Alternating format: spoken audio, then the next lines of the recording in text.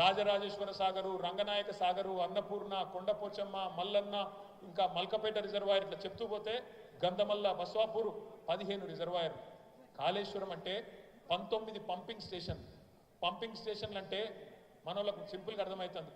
ఇప్పుడు మీ నాన్నగారో మీ తాతగారో వ్యవసాయం చేసేటప్పుడు బోర్లు వేస్తారు మన పొలంలో. బోర్ వేసినప్పుడు మరి భూమి లోపలికి వెళ్ళి నీళ్లు పైకి గుంజాలంటే 3 HP 5 HP మోటార్ పెడతారు. అట్లాగే మరి 80 మీటర్ల కాడ ఉన్న నీళ్లను 618 మీటర్ల కాడికి తీసుకుపోవాలంటే అది కూడా రోజుకు 2-3 TMCల నీళ్ళు ఎత్తిపోయానంటే పవర్ఫుల్ మోటార్లు కావాలి. ఒక TMC నీళ్ళు అంటే ఎంత అంటే మీకు అందాజ కోసం చెప్తున్నా. ఒక TMC అంటే హైదరాబాద్లో మీరు అందరూ హుస్సేన్ సాగర్ చూసే ఉంటారు కదా, చూసినా లేదా? ట్యాంక్ బండ్ హుస్సేన్ సాగర్ చూసారు కదా.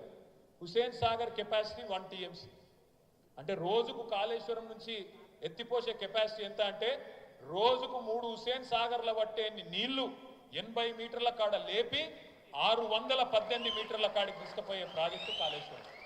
గంత పెద్ద ప్రాజెక్ట్ అది. మరి గన్ని నీళ్ళని ఎత్తాలంటే ఎంత పెద్ద మోటార్లు కావాలి, ఎంత పెద్ద పంపులు కావాలి. ఒక్కొక్క పంపు, ఒక్కొక్క పంపింగ్ స్టేషన్లో, పంప్ హౌస్లో ఒక్కొక్క పంపు 140 మెగావాట్లు. మనం పొలంలో పెట్టుకునేది 5 HPలు 3 HPలు, ఇదేమో మెగావాట్లు. ఒక్కొక్క పంపు 140 మెగావాట్లు. అట్లాంటి ఒక్కొక్క పంపింగ్ హౌస్లో 12 ఉంటాయి, 21 ఉంటాయి. ఆ స్థాయిలో పంపింగ్ చేసే కెపాసిటీ ఉండే ఒక బృహత్తరమైన ప్రాజెక్టు. కాంగ్రెస్ వాళ్ళ కనీసం కల్పనలో కూడా ఆలోచన చేయలేని ప్రాజెక్టు కాళేశ్వరం. అట్లాంటి ప్రాజెక్టు కేసీఆర్ గారు కట్టింది. మరి కట్టినాక ఏం చేయాలి?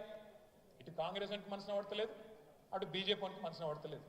మళ్ళా కేసీఆర్కు రైతులు ఓట్లేస్తారు, మళ్ళా కేసీఆర్ గారు ముఖ్యమంత్రి అవుతాడు, మళ్ళా గులాబీ జెండా ఎగురుతుంది, ఎట్లన్నా చేసి వీళ్ళని బదనాం చేయాలి అని చెప్పి ఒక దుకాణం స్టార్ట్ చేశారు. ఏం మొదలు పెట్టిండ్రు? కాళేశ్వరం అంటే 1,00,000 కోట్ల కుంభకోణం, 1,00,000 కోట్లు మింగిండ్రు, 1,00,000 కోట్లు పోయినాయి అని మొదలు.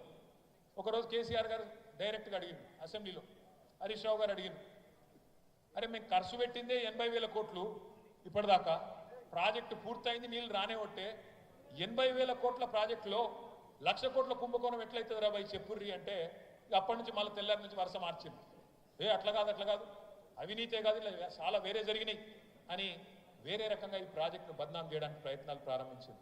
నేనైతే బలంగా నమ్ముతున్నా. ఈరోజు నేను ఇదివరకు కూడా చెప్పిన, ఇప్పుడు కూడా చెప్తున్నా, ఏం చేయాలనో తెలియక అధికారం కోసం గడ్డి కూడా తింటది కాంగ్రెస్ అవసరమైతే. అందుకే నా అనుమానం అయితే ఈరోజు కూడా ఖచ్చితంగా మేడిగడ్డ బరాజులో కూడా ఈ లుచ్చా కాంగ్రెస్ పార్టీ ఏదో చేసింది అనేది నా అనుమానం. ఈరోజు అక్కడ కాళేశ్వరం దగ్గర ఆడ కింద ఆడ ఉన్నారులే కొంతమంది మనుషులు, వాళ్ళ మనుషులతోని మరి ఏం పెట్టిండ్రో ఎట్లా పెట్టిండ్రో కానీ చాలా మంది రైతులు కూడా చెప్పిండ్రు. తర్వాత ఆ 2 పిల్లర్లు ఏవైతే కుంగినాయో కొద్దిగా, ఆ 2 పిల్లర్లు కుంగితే శబ్దం వచ్చింది, ఏదో పేలిన శబ్దం వచ్చింది అని చెప్పి కూడా ఆ ప్రాంత రైతులు అప్పుడే చెప్పింది. కానీ మనం పెద్దగా పట్టించుకోలే అన్నాడు. మనం ఎలక్షన్ల హడావుడిలో ఉన్నాం, అక్టోబర్లో జరిగింది 23లో, మనం హడావుడిలో ఉన్నాం, మనం పట్టించుకోలేదు. కానీ ఎంత హడావుడి చేసింది కాంగ్రెస్ బీజేపీ అంటే, దున్నపోతు ఈనింది అని కాంగ్రెస్ వాడు అనగానే దుడ్డను కట్టేయమని బీజేపీ ఉడికొచ్చింది. మీరు చూడండి, ఆడ పోతాడు రాహుల్ గాంధీ, పోతాడు రేవంత్ రెడ్డి, పోతాడు. ప్రతి బ్రిడ్జ్ మీద మీరు చూస్తే ఎక్స్పాన్షన్ జాయింట్లు అనేటివి ఉంటాయి. ఇంజనీరింగ్ చదువుకున్న పిల్లలకు మీకు తెలుసు. ఎక్స్పాన్షన్ జాయింట్లు అంటారు వాటి. అంటే ఏంది? ఎండాకాలంలో ఎప్పుడైనా సరే రోడ్డు ఏమవుతుంది అంటే కొద్దిగా తార్ రోడ్డు ఉంటే అది కొద్దిగా ఎక్స్పాండ్ అవుతుంది, అప్పుడు కొద్దిగా దానికి వెసులుబాటు ఉండాలి. అట్లే చలికాలంలో చలి ఎక్కువ ఉన్నప్పుడు కొద్దిగా దగ్గర అవుతుంది తారు, కాబట్టి కొద్దిగా స్పేస్ ఇస్తారు. ఇంజనీరింగ్ టెక్నికల్ ఆ ఎక్స్పాన్షన్ జాయింట్ ఏదైతే ఉండేనో బ్రిడ్జ్ మీద, దాన్ని పట్టుకొని చూసినావా ఎంత పెద్ద అవినీతి, ఇంత పెద్ద పర్రె పడ్డది చూసినావా అని కాంగ్రెస్ వాడు రాహుల్ గాంధీ రేవంత్ రెడ్డి మాట్లాడుకుంటారు. ఇక వీళ్ళకి మించిన ఇంజనీర్లు ప్రపంచంలో లేడు. వీళ్ళు అనుడు ఆలస్యం, వీళ్ళు అన్నరో లేదో, ఆరోపణ చేసిండ్రో లేదో తెల్లారే దిగిండ్రు బీజేపీ వాళ్ళు. NTSA వాళ్ళు వచ్చిండ్రు టీం, కనీసం నీళ్ళలకు దిగలే, కనీసం అక్కడ ఎట్లుందో సాయిల్ టెస్టింగ్ చేయలే, శాంపిల్ తీసుకోలే, 48 గంటలనే రిపోర్ట్ ఇచ్చేసింది ఏదో జరిగిపోయింది కుంభకోణం లంబకోణం.